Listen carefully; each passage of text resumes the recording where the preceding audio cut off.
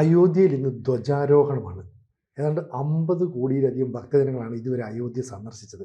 Indian പ്രധാനമന്ത്രി നരേന്ദ്രമോദി ഉൾപ്പെടെയുള്ളവരെല്ലാം തന്നെ ഇന്ന് അവിടേക്ക് എത്തുന്നു. ശരിക്കും ഇന്ത്യയുടെ ഒരു അഭിമാനം അങ്ങനെയായി മാറിയോ അയോധ്യ? ഇല്ല, അത് എക്കാലത്തും അങ്ങനെയായിരുന്നു. ഇന്നിപ്പോൾ പ്രത്യേകിച്ച് അങ്ങനെ അഭിമാനമായി എന്ന് പറയേണ്ട കാര്യമില്ല. എല്ലാ കാലത്തും അതായിരുന്നു. അതുകൊണ്ടാണ് അയോധ്യയെ ചൊല്ലി ഇത്ര വലിയ കോലാഹലങ്ങളുണ്ടായതും വലിയ സമരങ്ങളും സംഘർഷങ്ങളും കേസും വഴക്കും പുക്കാറുമൊക്കെ ഉണ്ടാവാൻ കാരണം അയോധ്യ ഒരു സാംസ്കാരിക നഗരിയാണ്. അതുകൊണ്ടാണ് ഇനിയിപ്പോൾ ഈ പതാക ഉയർത്തുന്നു എന്ന് പറയുന്നത് ഇന്ത്യൻ പൊളിറ്റിക്കൽ ഡിസ്കോഴ്സിൽ വരുന്ന ഒരു ചേഞ്ചാണ്, വരികയോ വരുത്തുകയോ ചെയ്യുന്ന ഒരു ചേഞ്ചാണ്. ഈ ഒരുതരം നെഹ്റുവിയൻ ലിബറലിസം, ഒരു പടിഞ്ഞാറ് നോക്കിക്കൊണ്ടുള്ള വിലയിരുത്തൽ, ഒരു പാശ്ചാത്യർ മഹാന്മാരാണ്, നമ്മൾ മോശക്കാരാണ്, നമ്മൾ നന്നായി വരുന്നുണ്ട് പക്ഷെ ആയിട്ടില്ല, മറ്റവരുമായി നോക്കുമ്പോൾ നമ്മളൊന്നുമല്ല, ഈ രീതിക്ക് നമ്മളെ പഠിപ്പിക്കാതെ തന്നെ എല്ലാവർക്കും അറിയാവുന്ന ഒരു അവസ്ഥ കൊണ്ടുവന്നു. നമ്മുടെ പാഠപുസ്തകങ്ങളിൽ ഒന്നും തന്നെ നമ്മളുടേതായിട്ടുള്ള Indian science, Indian knowledge system ഇതൊന്നും ഇല്ലാതെ പോയി. അപ്പോൾ അത് തിരിച്ചു വരണമെങ്കിൽ അതിന് പറ്റിയൊരു സാമൂഹ്യ അന്തരീക്ഷം ഉണ്ടാവണം. ഇപ്പോൾ കേരളത്തിൽ PM ശ്രീക്ക് വലിയ എതിർപ്പുണ്ടായി. അതിന് കാരണം എന്താ? PM ശ്രീയുടെ കൂടെ ഉണ്ട് എന്ന് അവർ ആരോപിക്കുന്ന ഒരു വലതുപക്ഷ കാഴ്ചപ്പാടുള്ള സിലബസ്. ഇപ്പോൾ വലതുപക്ഷ കാഴ്ചപ്പാടുള്ള സിലബസ് എന്ന് പറഞ്ഞാൽ എന്താ? ഇന്ത്യൻ നോളജ് സിസ്റ്റം പഠിപ്പിക്കുന്നു, ഇന്ത്യൻ മെഡിസിൻ, ആയുർവേദം, അത് ഇപ്പോൾ തന്നെ പഠിപ്പിക്കുന്നൊക്കെ ഉണ്ട്. ബട്ട് അതൊരു പ്രിൻസിപ്പിളായിട്ട് വിദ്യാഭ്യാസത്തിൽ ഒരിക്കലും ഉണ്ടായിരുന്നില്ല. മെഡിസിൻ എന്ന് പറയുമ്പോൾ ആ വാക്ക് തന്നെ ഇംഗ്ലീഷാണ്, മോഡേൺ മെഡിസിനാണ് നമ്മൾ വിവക്ഷിക്കുന്നത്.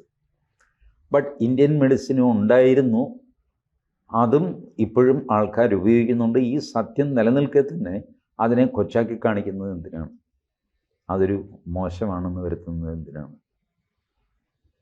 ഇന്ത്യൻ ആസ്ട്രോണമി, ജ്യോതിശാസ്ത്രം, വാസ്തവത്തിൽ ഭൂമി ഉരുണ്ടതാണ് എന്ന് മനസ്സിലാക്കിയത് ഭാരതീയരാണ് ആദ്യം. ഭൂഗോള സർവതോവൃത്ത, കംപ്ലീറ്റ് ഗോളം എന്ന് പറഞ്ഞാൽ മൊത്തം വൃത്തത്തിലാണ്. ഇങ്ങനെയൊക്കെ ഉള്ള സയൻറ്റിഫിക് എക്സ്പെഡിഷൻസ്, സയൻറ്റിഫിക് എക്സ്പെരിമെൻറ്റ്സ് ഇതെല്ലാം നമ്മുടെ നാട്ടിലുണ്ടായിരുന്നു.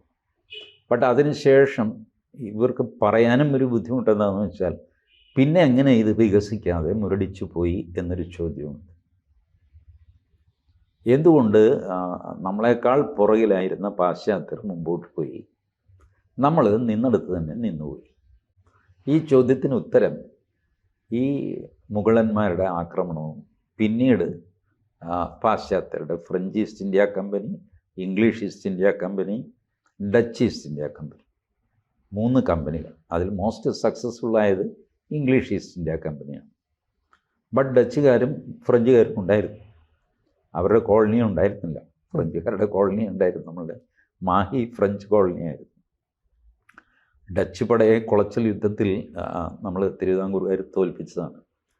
ഇതൊക്കെ it is all part of history. അപ്പോൾ ഇതിങ്ങനെ നമ്മളുടെ സിവിലൈസേഷനെ സ്തംഭിപ്പിക്കുന്ന ആക്രമണങ്ങൾ നടന്നിരുന്നു എന്ന് സമ്മതിക്കേണ്ടി വരും.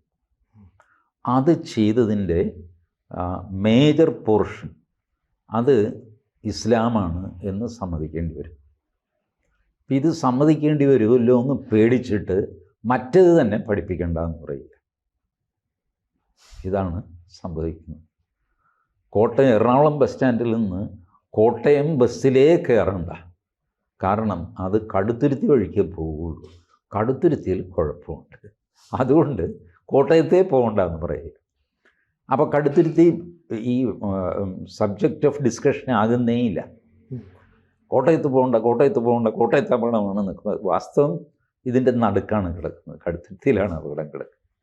ഇതാണ് PM ശ്രീയിൽ ഈ ഇടതുപക്ഷത്തെയും ഇസ്ലാമിസ്റ്റുകളെയും എല്ലാം വിഷമിപ്പിച്ച കാര്യം.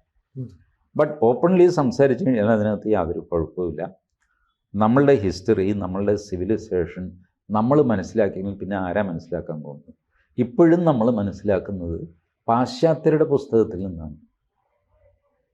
Indian history, Indian knowledge system, Indian science, ഇത് മനസ്സിലാക്കാനായിട്ട് ഇതേ ബ്രിട്ടീഷുകാർ, ജർമ്മൻകാർ, അവർ ഇവിടെ വന്നിട്ട് പഠിച്ച് അവർ തയ്യാറാക്കിയ പുസ്തകം. എന്നിട്ട് ആദ്യമായിട്ട് പുസ്തകം എഴുതിയത് ജർമ്മൻകാരനാണെന്ന് പറഞ്ഞിട്ട് അതിൻ്റെയും മാർക്ക് നമ്മൾ അവന് കൊടുക്കും. ഇവിടെ ഉള്ളവൻ എഴുതി കഴിഞ്ഞാൽ നമ്മൾ അംഗീകരിക്കുകയുമില്ല. ഇതാണ് ഇതിൻ്റെ കുഴപ്പം. അപ്പോൾ എന്നിട്ട് നമുക്ക് ഷേക്സ്പിയർ മഹാനാണ്. ഷേക്സ്പിയറെ മഹാനാക്കിയിട്ട് നമ്മൾ ഇവിടുത്തെ അധ്യാപകനെ, ഷേക്സ്പിയറിൻ്റെ നാടകങ്ങൾ പഠിപ്പിക്കുന്ന അധ്യാപകനെ ഷേക്സ്പിയർ വേലായുധപിള്ള എന്ന് പറഞ്ഞിട്ട് പേരിടും. അവിടെ ഒരു കാളിദാസൻ എന്ന അവിടുത്തെ പ്രൊഫസർ റോബർട്ടിന് അവർ പേരിടുമോ? ഇല്ല. ബട്ട് കാളിദാസനുമായിട്ട് താരതമ്യം ചെയ്ത് കഴിഞ്ഞാൽ ആരാണ് ഷേക്സ്പിയർ? ഷേക്സ്പിയർ ഇംഗ്ലീഷ് ഭാഷയിൽ എഴുതി, അതുകൊണ്ട് മഹാനായി. കാളിദാസൻ സംസ്കൃതത്തിലും പാലിയിലും എഴുതി, കൊള്ളില്ലാത്തവനായി. അപ്പോൾ ഇംഗ്ലീഷാണ് മഹത്തായ ഭാഷ. അതിലാരെന്തെഴുതി കഴിഞ്ഞാലും അത് മഹത്താണ്. അവരുടെ പേര് ഇവിടെ ഇടും. നേരത്തെ നമ്മൾ ചെയ്തുകൊണ്ടിരുന്നു. ഒരുപക്ഷെ സ്വാതന്ത്ര്യത്തിന് മുമ്പാണ് കേരള കാളിദാസൻ, ക്രൈസ്തവ കാളിദാസൻ ഇങ്ങനെ പരിഹസിച്ച്, കട്ടക്കയം മഹാകവി കട്ടക്കയമാണ് അദ്ദേഹത്തെ പരിഹസിച്ച് ക്രൈസ്തവ കാളിദാസൻ എന്ന് വിളിച്ചത്. പക്ഷേ കാളിദാസൻ എന്നാണ് വിളിച്ചത്, ഷേക്സ്പിയർ എന്നല്ല. ആ പാരമ്പര്യം പോലും നമ്മൾ കളഞ്ഞു കുളിച്ചു. ഇപ്പോൾ ഈ മൊത്തം ഡിസ്കോഴ്സിൽ ഒരു ഭാരതീയത തിരിച്ചു കൊണ്ടുവരാനായിട്ട് നരേന്ദ്രമോദി കരുതിക്കൂട്ടി ശ്രമിക്കുന്നു. അതിൻ്റെ ഗുണം രാഷ്ട്രീയമായിട്ട് BJPക്ക് കിട്ടിയിട്ടുമുണ്ട്. ഈ അടുത്ത കാലത്ത് ഇവരുടെയൊക്കെ ഈ തലതൊട്ടപ്പനുണ്ട് യോഗേന്ദ്ര യാദവ്, രാഹുൽ ഗാന്ധിയുടെ പ്രധാന അഡ്വൈസർ. യോഗേന്ദ്ര യാദവ് പബ്ലിക്കായിട്ട് പറയുന്നത് പ്രൈവറ്റായിട്ട് ശരി എന്ന് വെച്ചിട്ട് ഒക്കെയാണ് രാഹുൽ ഗാന്ധി അങ്ങേരുടെ ഒരു നരേറ്റീവ് തീരുമാനിക്കുന്നത്. ആ യോഗേന്ദ്ര യാദവ് ഈ അജിത് അഞ്ജും എന്ന് പറഞ്ഞിട്ട് ഒരു പത്രപ്രവർത്തകനുണ്ട്.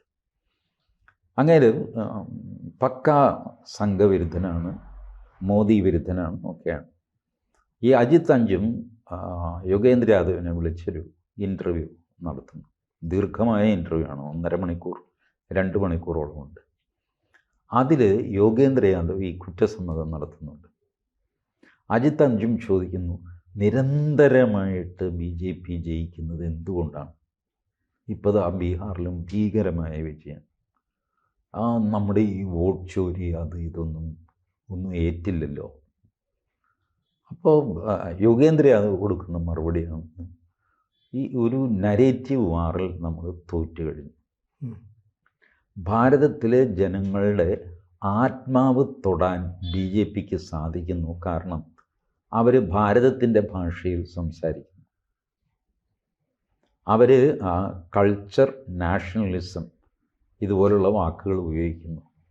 നാഷണലിസം ഹിന്ദിയിൽ രാഷ്ട്രവാദ്. അപ്പോൾ യോഗേന്ദ്ര അത് ചോദിക്കുന്നു, രാഷ്ട്രവാദ് എന്നുള്ള വാക്ക് ഞാൻ ഉച്ചരിച്ചാൽ അപ്പോൾ നിങ്ങളുടെ മനസ്സിൽ BJP എന്ന് തെളിയുന്നില്ലേ? ഉണ്ട്. അതാണ് BJPയുടെ വിജയം. നമ്മളുടെ യോഗേന്ദ്ര യാദവ് പറയണം, നമ്മളുടെയൊക്കെ വിചാരം എന്താ? നമ്മളൊക്കെ വലിയ ആദർശശാലികളാണ്. ചെറിയ ചെറിയ കാര്യങ്ങൾ, വൈകുന്നേരത്തെ ഭക്ഷണം, ഇതൊന്നുമല്ല പ്രശ്നം, ആദർശമാണ് വലുത് എന്ന് നമ്മളൊക്കെ വിചാരിക്കും. മറ്റുള്ളവരെ പറ്റി നമ്മൾ പറയുമ്പോഴോ അവർക്ക് ആദർശവും സംഗതിയും ഒന്നും നോട്ടമില്ല. അന്നത്തെ ആഹാരം എങ്ങനെ ഉണ്ടാക്കും, എവിടെ കിടന്നുറങ്ങും എന്നുള്ളതാണ് അവരുടെ പ്രശ്നം എന്ന് പറയും. വാസ്തവത്തിൽ അങ്ങനെയല്ല. അവർക്കും ഇങ്ങനെയാണ്. അവർക്കും അവരുടെ ആദർശവും അഭിമാനവുമാണ് വലുത്. അതിന് ശേഷമാണ് അവരുടെ നിത്യനിദാനം. ഇത് നമ്മൾ മനസ്സിലാക്കിയില്ല. നമ്മൾ അഹങ്കാരികളായ തമ്പുരാക്കന്മാരാണ്. നമുക്ക് മാത്രമേ ആദർശം പ്രിസർവ് ചെയ്യാൻ പറ്റുള്ളൂ. മറ്റുള്ളവർക്ക് ആദർശമില്ല, അവർ വിശപ്പിന് വേണ്ടിയിട്ട് ഓടിക്കൊണ്ടിരിക്കുകയാണ്. അങ്ങനെയല്ല, അവർക്കും ആദർശം വരുന്നതാണ്. ഇത് നരേന്ദ്രമോദി മനസ്സിലാക്കി. നരേന്ദ്രമോദി ഈ നാട്ടിൽ രാഷ്ട്രവാദത്തിനൊരു വിലയുണ്ടെന്നും രാഷ്ട്രം എല്ലാത്തിനും മേലെയാണെന്നും ഏറ്റവും പാവപ്പെട്ടവൻ പോലും രാഷ്ട്രത്തെയാണ് മുകളിൽ സ്ഥാപിക്കുന്നതെന്നും രാഷ്ട്രം, ആത്മാഭിമാനം ഇതൊക്കെ കഴിഞ്ഞേ ഉള്ളൂ മറ്റെന്തും എന്ന് സാധാരണക്കാരൻ പോലും അങ്ങനെ ചിന്തിക്കുന്നുവെന്നും മോദി മനസ്സിലാക്കി. ഇനി ചിന്തിക്കാത്ത ആരെങ്കിലും ഉണ്ടെങ്കിൽ അവരെ കൊണ്ട് ചിന്തിപ്പിക്കാനായിട്ട് ഇതുപോലത്തെ സാംസ്കാരിക ബിംബങ്ങളെ മോദി ഉപയോഗിച്ചു. നമ്മൾ എന്ത് ചെയ്തു? മോദിയെ കുറേ ചീത്ത പറഞ്ഞുകൊണ്ടിരുന്നു. ഇത് യോഗേന്ദ്ര യാദവ് പറഞ്ഞപ്പോൾ ഞാൻ ഞെട്ടിപ്പോയി. കാരണം ഇവരുടെ കൂട്ടത്തിൽ യഥാർത്ഥത്തിൽ പ്രശ്നം മനസ്സിലാക്കിയ ഒരു കക്ഷി യോഗേന്ദ്ര യാദവാണ്. ബട്ട് സ്റ്റിൽ അങ്ങനെ ഈ ഫോൾസ് നരേറ്റീവ് ഓടിച്ചുകൊണ്ടേയിരിക്കും. വോട്ട് ചോരി അത് ഇത് എന്നൊക്കെ പറഞ്ഞുകൊണ്ടിരിക്കും. വോട്ട് ചോരി തീർത്തും അപ്രസക്തമായി ആ മനുഷ്യൻ പറയുന്നില്ല. പുള്ളി പറയുന്നു ബീഹാർ ഇലക്ഷൻ്റെ ഫസ്റ്റ് ഫേസിൽ വോട്ട് ചോരി മുദ്രാവാക്യം കുറച്ചൊക്കെ ഇഫക്റ്റ് ഉണ്ടാക്കി. രണ്ടാമത്തെ വശത്ത് വോട്ട് ചോരി നടന്നില്ല, അതുകൊണ്ട് പിന്നെ അതിന് പ്രസക്തിയുമില്ല, അത് പോയി. അപ്പോൾ ഇങ്ങനെ പ്രതിപക്ഷത്തെ ബുദ്ധിയുള്ളവർക്ക് ഇത് മനസ്സിലാവുന്നുണ്ട്. എ കെ ആൻ്റണിക്ക് ഇത് പണ്ടേ മനസ്സിലായതാണ്. എ കെ ആൻ്റണി വർഷങ്ങൾക്ക് മുമ്പ് പറഞ്ഞു, നിങ്ങളുടെ ഈ കാവ്യവൽക്കരണം എന്നുള്ള പ്രയോഗം അത് ബി ജെ പിക്ക് ഗുണമേ ചെയ്യുള്ളൂ. കാവ്യവൽക്കരണം എന്ന് പറഞ്ഞ് നിങ്ങൾ ബി ജെ പിയെ ആക്രമിക്കും തോറും ജനങ്ങൾ അവരുടെ ഭാഗത്ത് പോകും. കാരണം ഭാരതത്തിൽ കാവ്യ എന്ന് പറഞ്ഞാൽ വേറൊരു പവിത്രമായ അർത്ഥമാണുള്ളത്. ഞാൻ പറയുന്നത് മനസ്സിലാക്കുന്നു. ആരും കേട്ടില്ല, കോൺഗ്രസ്സുകാർ പോലും കേട്ടില്ല. അതിനു മുമ്പ് എ കെ ആൻ്റണി പറഞ്ഞു, ഈ ന്യൂനപക്ഷങ്ങളുടെ ധാർഷ്ട്യം അത്ര നല്ലതല്ല, ഭൂരിപക്ഷങ്ങൾക്കും ഈ നാട്ടിൽ ഒരു വിലയുണ്ട് എന്ന് നമ്മൾ മനസ്സിലാക്കണം. ന്യൂനപക്ഷങ്ങളെ മാത്രം ജപിച്ചുകൊണ്ടിരുന്നു കഴിഞ്ഞാൽ നമ്മൾ കുഴപ്പത്തിൽ ചെന്ന് ചാടും. മത്തായി മാഞ്ഞുരാൻ സ്മാരക പ്രഭാഷണമായിരുന്നു കൊല്ലത്ത്. അതിൽ ആദ്യമായിട്ടാണ് ഒരു കോൺഗ്രസ്സുകാരൻ, അതും എ കെ ആൻ്റണി, ഇത് പ്രസംഗിച്ചത്. അതിനെ തുടർന്ന് എ കെ ആൻ്റണിക്ക് മുഖ്യമന്ത്രി സ്ഥാനം നഷ്ടപ്പെട്ടു. പിന്നെ എ കെ ആൻ്റണി ഈ നരേറ്റീവിനെ വെല്ലുവിളിച്ചു. പുഷ്പഗിരി മാനേജ്മെൻറ്റ്, അത് പച്ചയ്ക്കുള്ള വെല്ലുവിളിയായിരുന്നു. ഈ നാട്ടിൽ ഒരു സാമുദായിക കലാപം ഉണ്ടാക്കാനാണ് പുഷ്പഗിരി മാനേജ്മെൻറ്റിൻ്റെ ഉദ്ദേശം. ഇത് വെച്ച് ഉറപ്പിക്കാൻ സാധ്യമല്ല. പതിവില്ലാത്ത ശരീരഭാഷയായിരുന്നു എ കെ ആൻ്റണിയുടെ. തിരുവനന്തപുരം എയർപോർട്ടിൽ വെച്ചാണ് ഡൽഹിയിൽ നിന്ന് വന്ന് ഇറങ്ങി. കൈയൊക്കെ ഇങ്ങനെ ചുരുട്ടി പിടിച്ചാണ് സംസാരിച്ചത്. വീണ്ടും എ കെ ആൻ്റണിക്ക് മുഖ്യമന്ത്രി സ്ഥാനം നഷ്ടപ്പെട്ടു. ബട്ട് ഫലത്തിൽ സംഭവിച്ചത് എന്താ? മൊത്തം ഭാരതം കോൺഗ്രസ്സിന് നഷ്ടപ്പെട്ടു. എ കെ ആൻ്റണിക്ക് നിങ്ങൾ മുഖ്യമന്ത്രി സ്ഥാനം തെറിപ്പിച്ച് കാണും, താല്പര്യകക്ഷികളെല്ലാം ചേർന്നിട്ട്. ബട്ട് മൊത്തം ഭാരതത്തിൽ കോൺഗ്രസ് വൈപ്പ് ഔട്ട് ആകാനായിട്ട് ഇപ്പോൾ എത്ര സീറ്റ് ബീഹാറിൽ കോൺഗ്രസ്സിന്? എന്തൊരു പദവിയിലിരുന്നതാണ് കോൺഗ്രസ് ബീഹാറിൽ. എത്ര കാലം ഭരിച്ചതാണ്? 4 സീറ്റ് 5 സീറ്റ് മറ്റോ. ആ 5 സീറ്റ് നമ്മുടെ താടിവാലയ്ക്കുണ്ടായിരുന്ന ഒവൈസിയുടെ പാർട്ടിക്കും 5 സീറ്റുണ്ട്, കോൺഗ്രസ്സിന് 4-5 സീറ്റുണ്ട്. എന്താ വ്യത്യാസം രണ്ടുപേരും? അത് ഹൈദരാബാദ് ബേസ് പാർട്ടിയാണ്. അയാൾ പോയി തീ പറക്കുന്ന കുറേ പ്രസംഗം നടത്തിയിട്ട് 70% മുസ്ലിങ്ങളുള്ള കുറച്ച് കോൺസ്റ്റിറ്റ്യുവൻസിയിലാണ് അയാൾക്ക് ഈ സീറ്റ്. ഇപ്പോൾ ഒവൈസിയുടെ പാർട്ടിയായിട്ട് കോൺഗ്രസ് അധപ്പതിച്ചു. ഈ മുന്നറിയിപ്പ് പണ്ട് മുതലേ ഈ നമ്മളുടെ പണ്ഡിറ്റ് ഗോവിന്ദ് വല്ലഭ് പന്ത് അവരൊക്കെ ഈ മുന്നറിയിപ്പ് കൊടുത്തുകൊണ്ടിരുന്നതാണ്. പണ്ഡിറ്റ് ഗോവിന്ദ് വല്ലഭ് പന്ത് ഇപ്പോൾ ഈ അയോധ്യ സംഭവത്തിൽ നിന്നാണല്ലോ നമ്മൾ തുടങ്ങുന്നത്. ഈ അയോധ്യയിൽ വിഗ്രഹം വെച്ചപ്പോൾ ജവഹർലാൽ നെഹ്റു ആ വിഗ്രഹങ്ങളെടുത്ത് സരയൂ നദിയിൽ വലിച്ചെറിയാൻ പറഞ്ഞു പണ്ഡിറ്റ് ഗോവിന്ദ് വല്ലഭ് പന്തിനോട്. അദ്ദേഹമാണെന്ന് UP മുഖ്യമന്ത്രി അഥവാ പ്രധാനമന്ത്രി. കാരണം അന്ന് ഈ പ്രവിശ്യകളാണ്, പ്രവിശ്യകൾക്ക് പ്രധാനമന്ത്രി എന്നും പറയും, മുഖ്യമന്ത്രി എന്നും പറയും. പണ്ഡിറ്റ് പന്ത് അതെടുത്ത് കളഞ്ഞില്ല. പണ്ഡിറ്റ് പന്ത് പറഞ്ഞു, ഇതിൽ തൊടുന്ന് നിങ്ങൾക്ക് you don't understand what is Ayodhya. I M telling U, അയോധ്യയിൽ നെഹ്റുവും നിങ്ങൾ ജവഹർലാൽ കളിക്കുന്ന കളി ഡേഞ്ചറസ് ആകും. ജവഹർലാൽ കേട്ടില്ല. കുറേ കാലം കോൺഗ്രസ് ഇതിനെ എതിർത്തുകൊണ്ടിരുന്നു. ബട്ട് ഈ അജണ്ട കംപ്ലീറ്റ് BJPയുടെ കയ്യിൽ പോയപ്പോൾ തിരിച്ചെടുക്കാനായിട്ട് രാജീവ് ഗാന്ധി ഒരു ശ്രമം നടത്തി നോക്കി. അങ്ങനെയാണ് 1986 ഈ രാമക്ഷേത്രത്തിൻ്റെ താഴ് തുറന്നു കൊടുക്കാൻ രാജീവ് ഗാന്ധി ഉത്തരവെടുത്തത്. ബട്ട് അപ്പോഴേക്ക് സംഭവിക്കുന്നത് എന്താണെന്ന് വെച്ചാൽ ഈ ഇഷ്യൂ ബി ജെ പിയുടെ കയ്യിലേക്ക് പോയി കഴിഞ്ഞു. അപ്പോൾ ഈ തുറന്നു കൊടുത്തു കഴിഞ്ഞപ്പോൾ അതിൻ്റെ ബെനിഫിറ്റും ബി ജെ പിക്ക് പോയി. ബി ജെ പിയുടെ പ്രഷർ കൊണ്ടാണ് തുറന്നു കൊടുത്തതെന്ന് വന്നു. നിങ്ങൾ എന്ത് ചെയ്തു കഴിഞ്ഞാലും നിങ്ങൾ പ്രതിപക്ഷത്താകുകയും ബി ജെ പി ഈ കാര്യത്തിൽ ഭരണപക്ഷത്താകുകയും ചെയ്യുന്ന അവസ്ഥ വന്നു. അങ്ങനെ the whole Ayodhya along with the civilizational narrative of Bharat was taken over by BJP. ഇത് മനസ്സിലാക്കിയില്ല എന്നുള്ളത് ഇപ്പോഴും മനസ്സിലാക്കുന്നില്ല കമ്മ്യൂണിസ്റ്റുകാർ. They refuse to buy Indian civilization എന്ന് പറഞ്ഞാൽ സിവിലൈസേഷൻ ഇല്ല എന്നാണ് അവരുടെ വാദം. അവരോട് സംസാരിച്ചു സിവിലൈസേഷൻ ഇതിൻ്റെ റിഫ്ലക്ഷനാണ് ഇപ്പം ശബരിമലയിലൊക്കെ സംഭവം. ശബരിമല അവരെ സമയത്തോളം it's a money making place.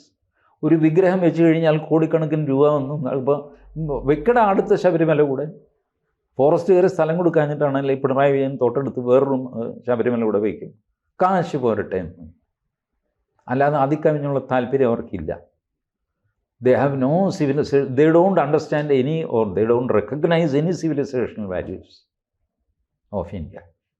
പിന്നെ ഈ തെരഞ്ഞെടുപ്പിൻ്റെ ടെക്നിക്സ് അറിയാവുന്നതുകൊണ്ട് അവർ കേരളത്തിൽ ജയിച്ച് നിൽക്കുന്നു. ആ ടെക്നിക്സ് കോപ്പി ചെയ്യാൻ പോലും പ്രതിപക്ഷത്ത് ആരും ഇല്ലാതെയും പോകുന്നു. അതുകൊണ്ട് അവർ ഇലക്ട്രൽ വിക്ടറിയിൽ ഇങ്ങനെ നിൽക്കുകയാണ് CPM. എപ്പോഴാണ് ജനങ്ങൾ അവരെ കംപ്ലീറ്റ് വൈപ്പ് ഔട്ട് ചെയ്യുന്നത് അറിഞ്ഞുകൂടാ. കാരണം anybody who has played with Indian civilization has invariably failed today or tomorrow. CPMൻ്റെ അന്ത്യവും അധികം ദൂരെയൊന്നുമല്ല. ഈ ബ്രിട്ടനെയും അതുപോലെ തന്നെ നെഹ്റുവിൻ്റെ പാർട്ടിയും പൂർണ്ണമായിട്ടും തകർത്തത് ഈ ഒരു സംസ്കാരമാണ്, അല്ലെങ്കിൽ അയോധ്യ ക്ഷേത്രവുമായി ബന്ധപ്പെട്ട കാര്യങ്ങളാണ് എന്ന് പറഞ്ഞപ്പോൾ തെറ്റില്ലല്ലോ. ഇല്ല, തെറ്റില്ല. കാരണം സംസ്കാരത്തിൻ്റെ ഉയർത്തെഴുന്നേൽപ്പാണ് നമ്മൾ ഭാരതത്തിൽ ഇപ്പോൾ കാണുന്നത്. ഈ അതുകൊണ്ട് വയറ് നിറയുമോ എന്നൊരു ചോദ്യമുണ്ടല്ലോ. ഇപ്പോൾ കമ്മ്യൂണിസ്റ്റുകാർ ചോദിക്കാറില്ല. ഇല്ല, ചോദിക്കില്ല. രാമക്ഷേത്രം കൊണ്ട് വയറ് നിറയുമോ? അയ്യപ്പനെ കൊണ്ട് വയറ് നിറയുമോ? ആകാശത്തേക്ക് മിസൈൽ അല്ല ഈ ഉപഗ്രഹം റോക്കറ്റ് അതിന് വാണം എന്ന് കളിയാക്കിയാണ് ഇപ്പം അച്യുതാനന്ദൻ പറഞ്ഞതാണ് APJ അബ്ദുൽ കലാമിനെ പറ്റി. ആ വാണം വിടുന്ന ശാസ്ത്രജ്ഞനല്ലേ എന്ന് പറഞ്ഞു. അത്രയ്ക്ക് പുച്ഛമാണ് അവർക്ക് ഭാരതത്തിൻ്റെ എല്ലാ അച്ചീവ്മെൻറ്റിനെയും. They will explain away, they will ridicule. ഇപ്പോൾ പക്ഷേ അത് ചോദിക്കാൻ മെല്ലെ ധൈര്യം കുറഞ്ഞു വരുന്നു. അവരുടെ ചോദ്യങ്ങളുടെ എണ്ണം കുറയുന്നു. അവരുടെ ബുദ്ധിജീവികൾ ഇരുട്ടിൽ തപ്പിത്തടയുന്നു. ഒന്നും ചെയ്യാൻ അവർക്ക് പറ്റുന്നില്ല. അവർ വെക്കേറ്റ് ചെയ്യുന്ന സ്പേസ് ഓക്കുപ്പൈ ചെയ്യാനുള്ള സാമർഥ്യം ഇപ്പുറത്ത് കേരളത്തിൽ ഹിന്ദുത്വ ശക്തികൾക്കോ അല്ലാത്ത ശക്തികൾക്കോ ഇല്ലാതെ പോകുന്നു. അതാണ് അവരുടെ ദൗർബല്യം. ഇവർ സ്പേസ് വെക്കേറ്റ് ചെയ്യുമ്പോൾ മറ്റവർ ഓക്കുപ്പൈ ചെയ്യണ്ടേ. They are unable to occupy that. അതൊരു വിധിയുടെ വൈപരീത്യമാണ് കേരളത്തിൽ. കൂടുതൽ വാർത്തകളും വിശേഷങ്ങളും നിങ്ങളിലേക്ക് എത്താൻ ABC മലയാളം സബ്സ്ക്രൈബ് ചെയ്യുക, ബെൽ ബട്ടണും അമർത്തുക.